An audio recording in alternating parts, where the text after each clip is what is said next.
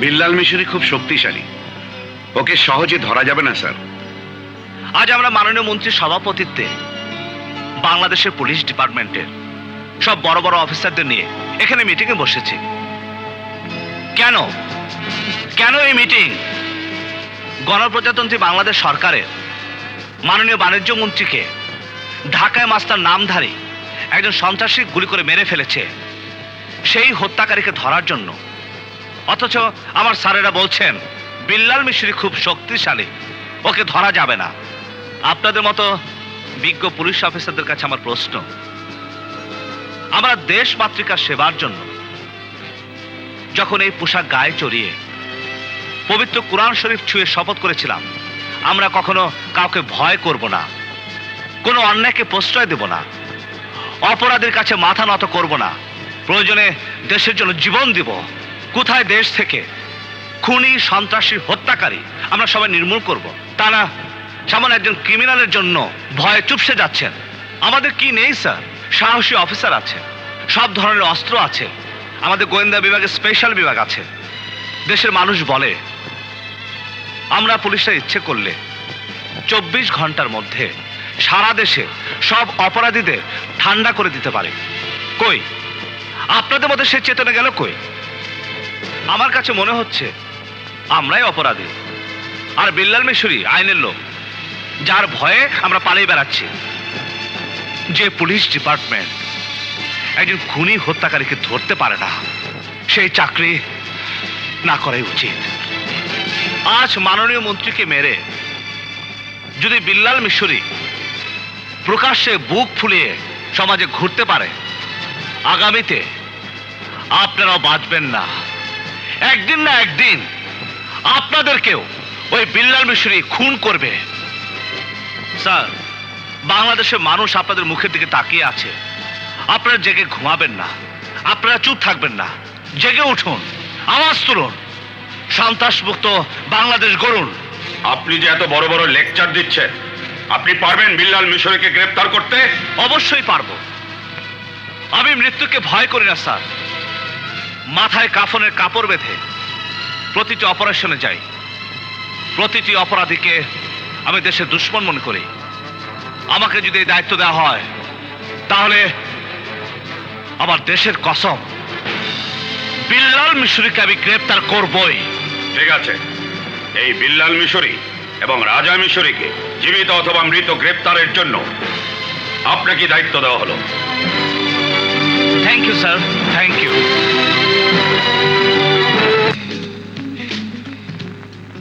Wow, রেস্টুরেন্টটা খুব সুন্দর তো, এর জন্যই তোকে এখানে নিয়ে এলাম। হা হা মোনা ডার্লিং, তুমি বুঝতে চেষ্টা করো, আমি আজকে আসতে পারবো না, আমার কাজ আছে।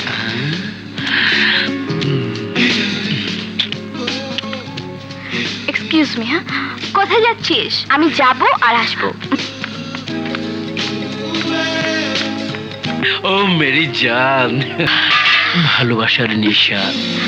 হাই মেরি জান। হ্যালো, আমি এসে পড়েছি, আপনাকে ধরেছি, মেনু পেশ করছি, কি খাবেন বলুন, আমি নিয়ে আসছি। Thank you.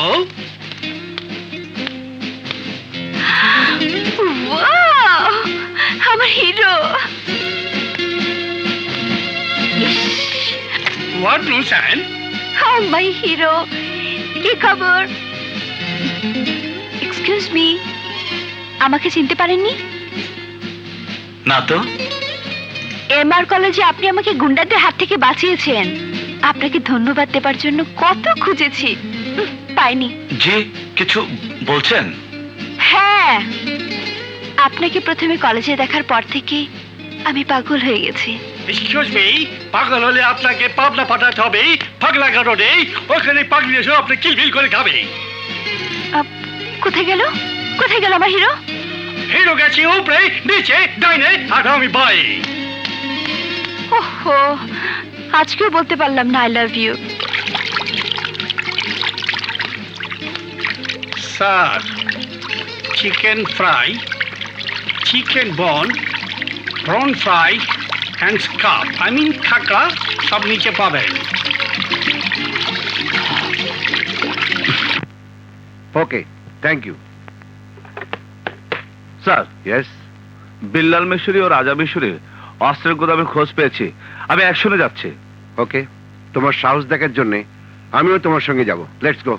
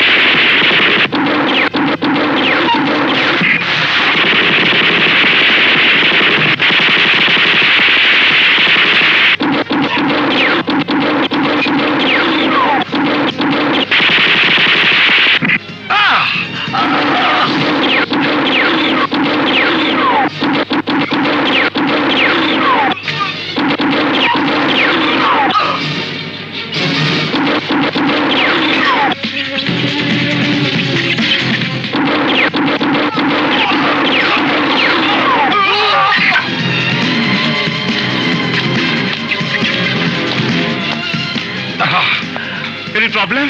না কিছু হয়নি, একটু পায়ে লেগেছি। চলো।